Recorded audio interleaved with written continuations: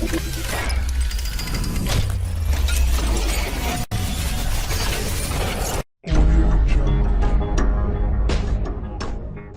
Mali Kunnafoni TV lajɛbagaw cɛ ni muso. Aiwa Mali Kunnafoni TV abonné farmanbaw. C'est bon. Aiwa Mali Kunnafoni TV lajɛbagaw cɛ ni muso denmisɛnnin maakɔrɔba an ka folibaw bɛɛ lajɛlen fɔ sigiyɔrɔ la. An ka folibaw ye dante foli min na. Ni aw ka jamukan daminɛtɔ ye jamukan mun n'an ko ale ma ko musoya. O musoya hukumu kɔnɔna la an wulila ka se an ka mɔgɔba ma.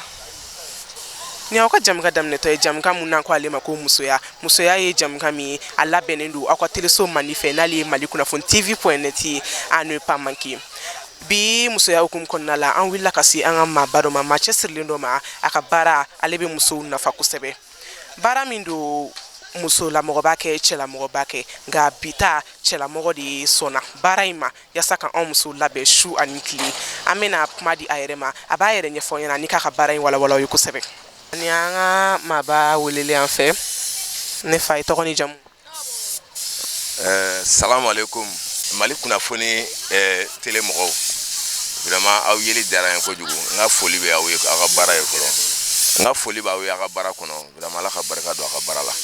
Bon ne tɔgɔ Lasana Magasa voilà bon ne ye galadonna de ye n bɛ Bagadaji yan bon n bɛ denmisɛnninw former galadonna parce que Ala ye galadon kɛ n garisɛgɛ ye bon n tɛ fɛ n kelen ka to a la voilà pourquoi je forme les enfants pour que musomaninw denmisɛnninw bobow fɛ a bɛɛ bɛ ne fɛ yan donc ne bɛ denmisɛnninw de former i b'a fɔ Ala yɛrɛ de ye n bila a la quoi i y'a faamu voilà donc o do quoi. Ok tɔnɔ Lasana o faamuna mais Lasana ye bɔlen bɛ Fulani tɔgɔ de fɛ e tɔgɔ sɔrɔla cogo di Fulani de ye wa ou bien a sɔrɔla Fulani dɔ de la. Bon ne ye Fulani yɛrɛ de ye ne ye Lasana ne Fulani ɲɔgɔn ye Fatumata voilà ne Fulani ɲɔgɔn ye Fatumata a fana bɛ gala don a fana ye galadonna de ye bon an ye galado sɔrɔ an ba de fɛ Ala ka hinɛ a la Sira Dukure an ye galado sɔrɔ ale de fɛ bon presque an bɛɛ kɛra galadonna ye bon mɔgɔ kelenw de kɛra fonctionnaire ye nka an caman kɔni ye galadonna ye ka tɛmɛ fonctionnaire kan parce que gala ye fɛn dɔ de ye bon gala ye a bɛ n'a fɔ maliyɛnw ka tiɲɛ de ye gala ye parce que depuis an mɔmuso tile bon gala bɛ don depuis waati min na u bɛ gala susu bin na k'a don fɛn na depuis o waati an mɔmuso ninnu bɛ gala don donc an ye galado sɔrɔ fo ka n'a kɛ sisan chimique ni fɛnw ye mais hali bi gala biman ni fɛn ninnu a bɛ sɔrɔ quoi voilà. Faamuyali sɔrɔla o la ok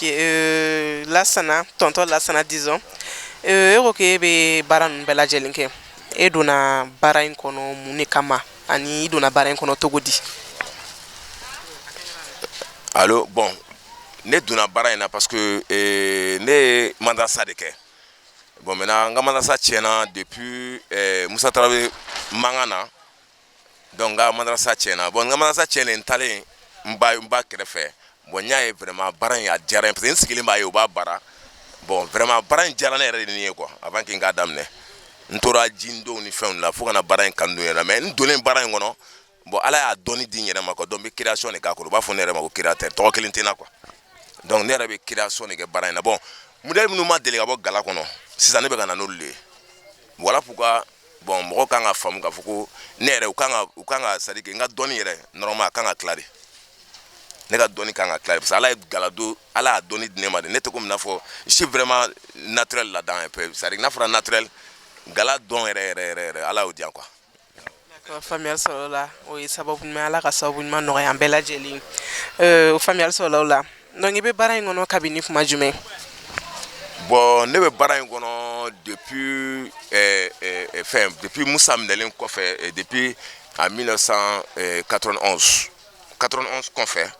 donc n ye baara in daminɛ 92 awɔ ne y'a daminɛ depuis 92 fo sisan. Ah d'accord o tɛ bi la koyi. Bon ka du sɔrɔ a la tutu alhamdulilayi rabbil alamin. O ɲɛna yɛrɛ de baara in daminɛ ni bi cɛ e ye gɛlɛya jumɛn sɔrɔ baara in kɔnɔna la. Bon gɛlɛya min bɛ baara in kɔnɔ o ye bon place ko gɛlɛya bɛ yen parce que n'i bɛ gala don sigiɲɔgɔnw kɛrɛfɛ bon chaque fois kɔngɔmisɛnninw bɛ senna mais alhamdulilayi sigiɲɔgɔnw ye n faamuya parce que n y'u ka denw de ladon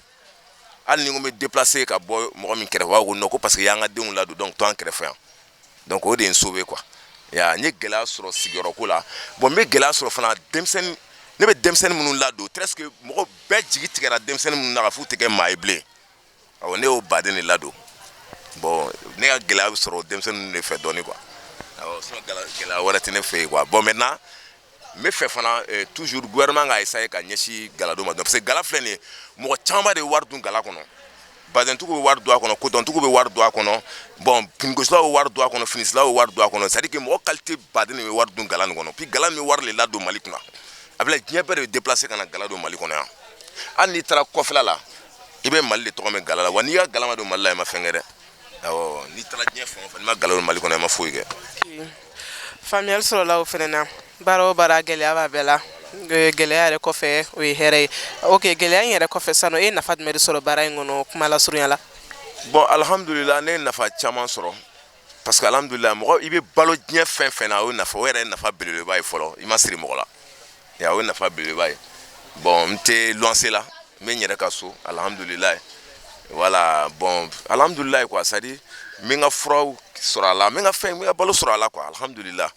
vraiment n bɛ min sɔrɔ alhamdulillah rabbil alamin mais o tɛ n bali ka dɔ wɛrɛ ɲini ka fara kan quoi. d'accord faamuyali sɔrɔla ale fɛnɛ la maintenant sirili tonton Lasana bɛ sirili genre jumɛn de kɛ ani e bɛ gala fɛnɛ dɔn i bɛ nin bololabaara in kɔnɔna la fɛn fɛn b'a kɔnɔna la wa a kɛra sirili a kɛra galadon i bɛ sirili genre jumɛn kɛ ani i bɛ gala façon sugu jumɛn don. si bon yan an bɛ sirili qualité bɛɛ kɛ par exemple sirili min filɛ ji la tɛ par exemple sirili minnu filɛ ji la an b'olu qualité kɛ voilà ninnu an bɛ ninnu qualité kɛ bon o tɛmɛnen kɔfɛ min fana ye peinture ni fɛnw ye bon peinture peut-être gala ne b'a baara bɛɛ kɛ n tɛ fini gosi dɔrɔn de kɛ ne yɛrɛ kɔni sirili qualité bɛɛ an b'a qualité bɛɛ kɛ yan sirilikɛla b'an bolo bon fɛn bɛɛ an b'a bɛɛ de kɛ yan mais an tɛ fini gosi dɔrɔn de kɛ mais hali o la fini gosilaw b'an bolo voilà. ok donc galadonnaw b'i bolo finisilaw b'i bolo peinture-dalaw b'i bolo an ka modèle kɔrɔ ninnu ko Facebook wa wifi de i b'ale fɛnɛ kɛ yan. bon Facebook ne t'ale kɛ dɔ ye ne yɛrɛ de y'ale créé awɔ Facebook ma créé bi dɛ Facebook créé la a mɛnna mais a nana don ba la sisan de i y'a faamu so Facebook créé baga ye ne yɛrɛ de ye yɛrɛ fɔ tɛ dɛ ni mɔgɔ mɔgɔ y'a fɔ ne bɛ yan ne Lasana Magasa bɛ yan ne yɛrɛ de ye Facebook créé i y'a faamu mais maintenant kana don ba la sisan ni mɔgɔw nana sɔn a ye ka don ba la. d'accord Mali Kunnafoni TV lajɛbagaw ne hakili la aw n'a ye faamuyali sɔrɔ nin na Facebook créé baga jɔlen filaw ɲɛkɔrɔ ni Lasana Magasa d'accord ale faamuna ko peinture ni masakɛ ok tonton Lasana an ɲɛ b'a la ko i yɛrɛ bɛ nin bɛɛ kɛ mais e ni galadonnaw bɛ baara kɛ ɲɔgɔn fɛ yan. ni galadonna baden de bɛ baara kɛ ɲɔgɔn fɛ galadonna fɛn fɛn bɛ yen presque a caman bɛ ne dɔn dɛ ne ni galadonnaw ni galadonna yɛrɛ de bɛ baara kɛ ɲɔgɔn fɛ an ka musokɔrɔba ninnu kɔni tiɲɛ yɛrɛ la alhamdulilayi rabbil alamin u ye n faamuya an bɛ baara kɛ ɲɔgɔn fɛ yan ni galadonna bɛɛ de bɛ baara kɛ ɲɔgɔn fɛ an yɛrɛ taala ye galadonnaw le parce que an b'olu de dɛmɛ u ka baara la quoi voilà. an ɲɛ b'a la sirili ninnu ale ni bazɛn ninnu a ka ca an musolakaw de fan fɛ mais ne bɛ fɛ k'a dɔn e ka baara in a nafa bɛ se muso dɔrɔn ma walima cɛlamɔgɔw yɛrɛ fɛnɛ bɛ se ka para a la. bon n bɛ se k'a fɔ yɛrɛ cɛw yɛrɛ bɛ nafa min dɔn a la est ce que musow b'o dɔn a la. n'est-ce pas. cɛw b'a siri cɛw b'a gosi u b'a feere bon musow fana b'o kɛ dɛ mais a bila i kunna musow bɛ min sɔrɔ a la dɛ cɛw fana b'o ɲɔgɔn sɔrɔ cɛw yɛrɛ bɛ min sɔrɔ a komi n'a fɔ musow t'o sɔrɔ a la yɛrɛ awɔ fɔlɔ la de an don kuma mɔgɔ b'a fɔ nin ye muso baara de ye muso baara de ye bon o ye nkalon de ye muso baara tɛ yen muso baara tɛ yen cɛ baara tɛ yen mais ni i ye min kanu i bɛ se k'a kɛ quoi hali n'e ma k'a kɛbaga i bɛ se ka mɔgɔ ta o b'a kɛ k'a d'i ma awɔ o de don. ale faamuna maintenant comme émission yɛrɛ tɔgɔ ko musoya donc ne bɛ fɛ k'a dɔn baara in nafa jumɛn de bɛ se musoya hukumu kɔnɔna la. a nafa baden de bɛ se musow ma parce que sisan n'a ta k'a lajɛ muso kalanbali ka ca n'a kalannen ye bon surtout kɔfɛla ninnu na burusi kɔnɔna nin fɛnɛ muso kalanbali de ka ca parce que mɔgɔw ma kɔn k'a faamu ko muso kan ka kalan i y'a faamuya donc maintenant nafaba de bɛ musow kan parce que muso bɛ fɛn min sɔrɔ la tuma dɔ la hali a t'a sɔrɔ gouvernement baara la galadonnaw jate galadonna musobaw jate minɛ kɛ u ye duw jɔla u ye étages fɛngɛ k'u denw bila ka taa kɔfɛlaw la c'est presque fɛn bɛɛ sɔrɔ musow ye fɛn bɛɛ sɔrɔ a la a nafa yɛrɛ ka bon musow ka tuma dɔ la komi n'a fɔ a nafa ka bon cɛw kan mais a nafa ka bon musow kan dɛ awɔ bon maintenant ne tɛ baara in na gansan parce que ne yɛrɛ fila ɲɔgɔn ye muso ye donc maintenant ala y'a kɛ ne ni fila ɲɔgɔn de tun bɛ baara kɛ ɲɔgɔn fɛ parce que ale ye muso ye mais komi mɔgɔ ni fila ɲɔgɔn tɛ ɲɔgɔn fɛ n'ale furula ka ban a bɛ fara voilà i y'a faamu o de kosɔn ala yɛrɛ ye ne ni muso bila ɲɔgɔn parce que déjà que n fila ɲɔgɔn ye muso ye. I fila ɲɔgɔn Fatumata a ka foli bɛ yan parce que Fatumata bɛɛ ye ne ba ye i ma Fatumata mana bɔ fan o fan olu ye ne balakaw ye donc an ka foli b'a ye ok tonton Lasana faamuyali sɔrɔ olu fɛnɛ na ladilikan jumɛn de b'e bolo k'a lase denmisɛnnin ma bi denmisɛnnin minnu sigilen don u tɛ fosi la tɛ wuli ka min o ye cɛlakaw ta fan musolakaw ta fan minnu bɛ yaala la u kunfɛ ten ladilikan jumɛn de b'e bolo ka las'u ma ani yalima hali sini ni denmisɛnninw nana k'u bɛ fɛ k'i ka baara in dege i bolo dayɛlɛlen don u ye wagati bɛɛ. Bon sisan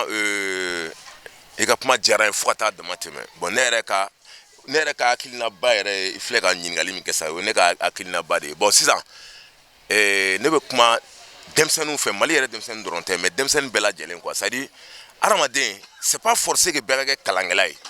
bon ni kalan yɛrɛ ka di kalan kɛ yɛrɛ fo ka kalan kɛ kana i ka kalan bila foyi ye i y'a faamu mais n'i dɛsɛra kalan na a lajɛ i ka kɛrɛfɛ baara dɔ lajɛ ou bien soit i kan ka baara in lajɛ ne kɔni bolo dalen don denmisɛnnin bɛɛ ye i y'a faamu ni fɛn fɛn nana ne bɛ fɛn dɔ yir'i la i bɛ se ka fɛn dɔ kɛ n kɔni tɛ se ka mɔgɔ kɛ fɛntigi ye dɛ mais n bɛ se ka fɛn don i kun na i bɛ se ka baara kɛ n'a ye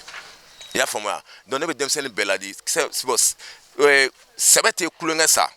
kulonkɛ yɛrɛ fana tɛ sɛbɛ sa quoi mais ni kulo ye sɛbɛ sa yɔrɔ o yɔrɔ o kɔni o ye kojugu de kɛlen ye la sinon bɛɛ bɛ se ka baara kɛ i y'a faamu donc ne bɛ ka kuraye don denmisɛnninw na u kana sigi ka te min ten tewuli kuma tɛ tɛmɛ quoi tewuli kuma bɛ yen mais baara fana kuma bɛ yen surtout tileganfɛla o tɛ tewuli kuma ye i y'a faamuya donc bɛɛ ka essayer ka wuli ka fɛn dɔ kɛ i y'a fɔ ka gouvernement yɛrɛ dɛmɛ vraiment u ka baara la parce que denmisɛnnin cayara kalan ma o bɛɛ tɛ se ka kɛ bureau kɔnɔ baarakɛla ye k'a fɔ ko bɛɛ de bɛ taa sigi bureau kan bigi ta n'i ye bureau kɔnɔ baara tila mɔgɔw ni ɲɔgɔn cɛ i m'a fiyɛ min bɛ sigi kɛrɛfɛ o de ka ca ni bana si ye i y'a faamuya donc bolola baara ka ca ni ye baara min kanu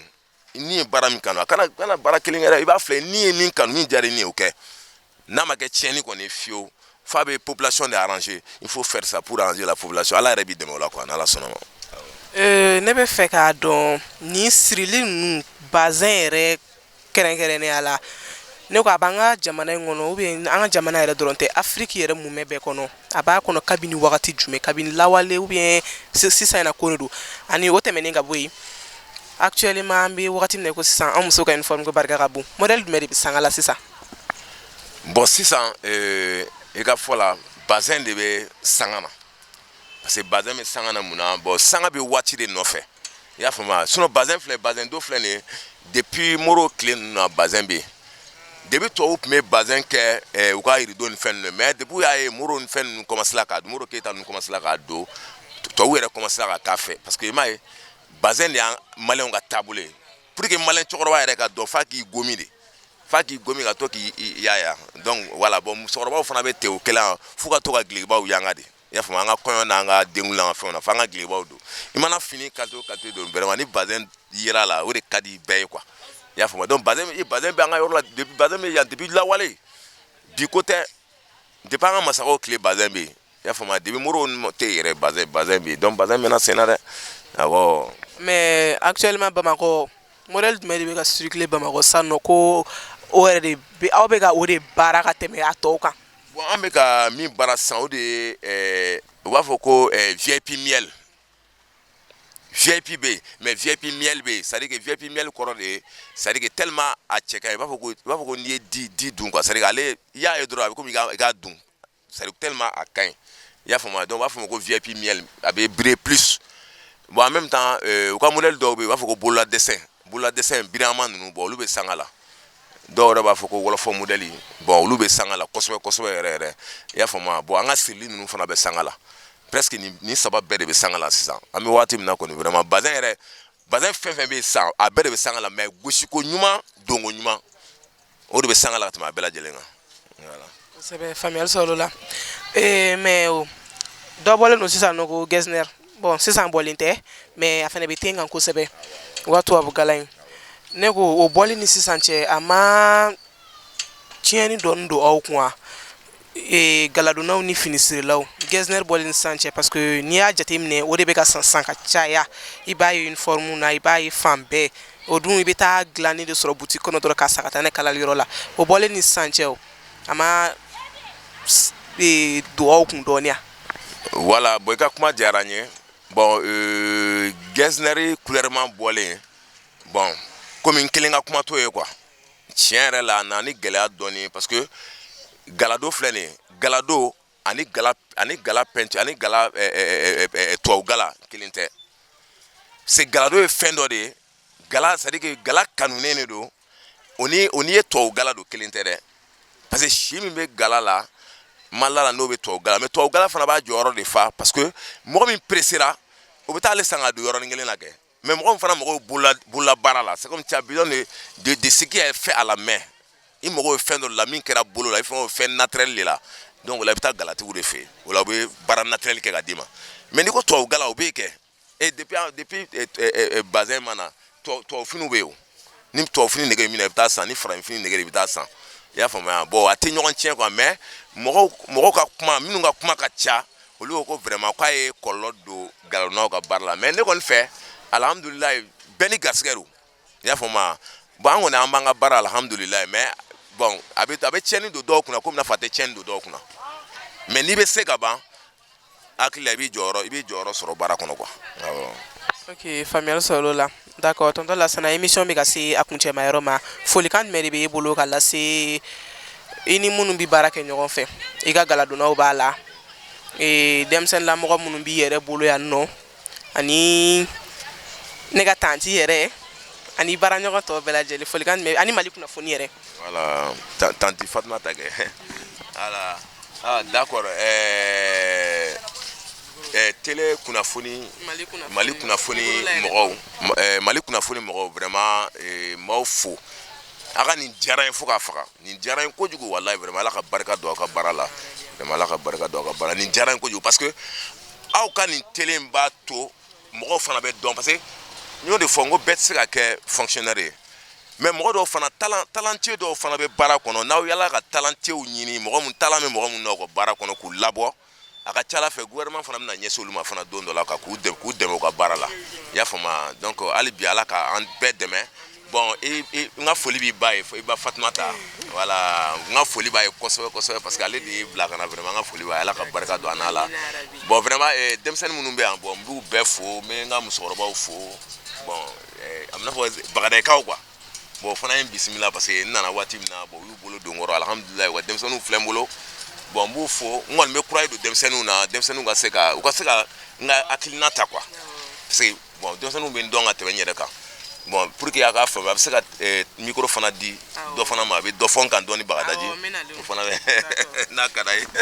n'an ka mɔgɔkɔrɔba dɔw bɛ yan.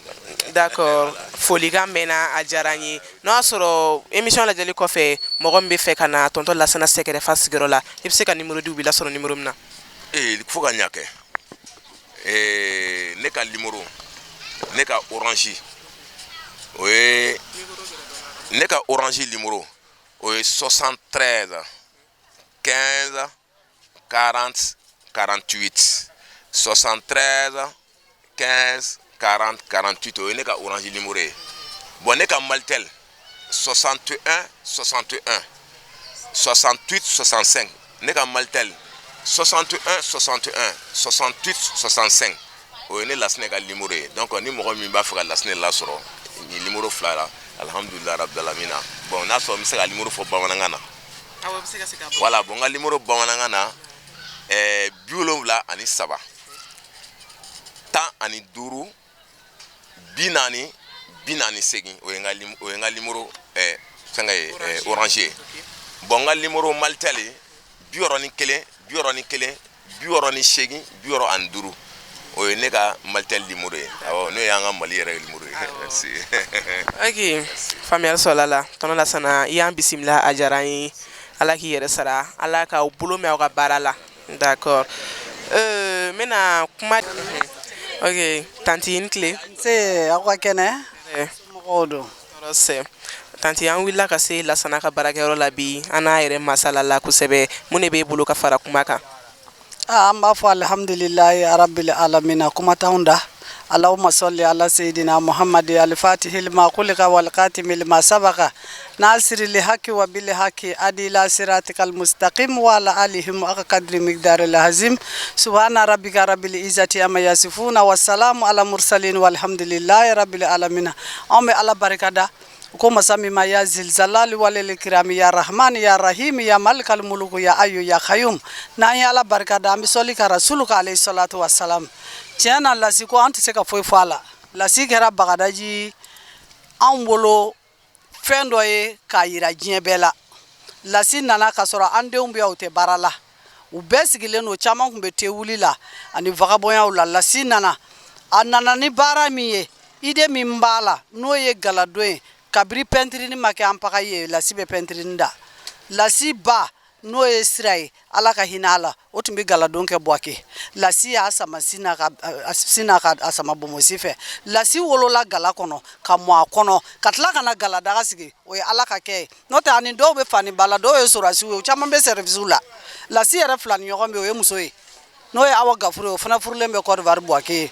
tiara lasi nana aun de umbo shomeriala ku bo delengayala ku bo yala la konu bla bara la ku halala yini jamam be lasi boloya kumaro la be wari di lasi malasi ndrome kelente ta akaso kono ko ka makasa basi kono ko ka makasa makama kamarasi kono ko ka makasa makafofana si kono ko ka makasa basoro do fakain do bakai basoro yere mai wallahi lasi bora yoro mina bora kolobawla lasi nana ya e femi kanya sumane banzima ami duwa ukai ala ka bolo me ala amuso fana kai ni ya me ko cheba do dore basoro muso nyman dore ba ko fe tiara la amba muso fana fuka barikada keran ne yala bagadaji bega foli be lasi atumbe sise la kofela la o ya bena kofelai o yoro udlana anana sigia o fana sise la ni damela la ni nyogonche aida nyang be o yanga musokorobai o yambe jikie ambe foli ke ka bagadaji be fo ka suraka la fo ku barikada tiara la ni lasi nyogon fla sur la bagadaji ambe lafia aywa famille solai sisa ngoni atete meninga kuma bana famille solai ntini baraji ne fine clip awan clear ça va ouais ça va OK on en a soro en plein travail on willa kana awa baraketu gulaje ani tonton la siere amasala la kusebe mais mune be bolo ka fara tonton la sega kuma ani tonton la sichela bitogodi bon vraiment ne sega fu fo la si c'est tiens la bon mogam ti barala na itaki kala ayi dege fendo la bi sega ko do ki yere bon ka bo ko kunda on toroma donc angoni vraiment la si bi abi ka bede kala be jigi de la si ya nere mokedu ya fama magasa nere magasa ne mokedu bon vraiment ne kon mi fo vraiment aknche aka barala tiens la ya ambe bo nokola en fait ne be sega do ki yere bon o sabu bora mogamla itsega nyina ko ni mage fitir wole angona amba foka barkada ala ka bulomi aka barala kuma mbene fe oyoy amina rabi ala ga do umne famille solo la vraiment ni jaran yere kusebe parce que on était la siga jamala mbe la siga jamai nyuma yande be ni se mogoma d'accord OK d'accord famille solo la aywa malikuna fon TV la jebagaw ni netu angarsi ni netu aywa malikuna fon TV la jebagaw ni netu ansi bikayira la wa netu agarjige an willa andona bagadaji dugu kono an seranga mabam ma ale lasana makasa ni be kwa makul lasi be baro lasi le créateur aye baramunu labo kayirana vraiment anyuye ani ana masala kusebe anye familial sorala niko musoya iko dambi niko musoya iko jogo fembere be musoya konala mais amemi okum konala bi o parli wa mogom koko muso ka parishu anikle o lasana magasai anga foli belebele bayi alsa alaka buloma ka barala ana to bela jeli restez connectés, ne manquez pas les vidéos, à la prochaine.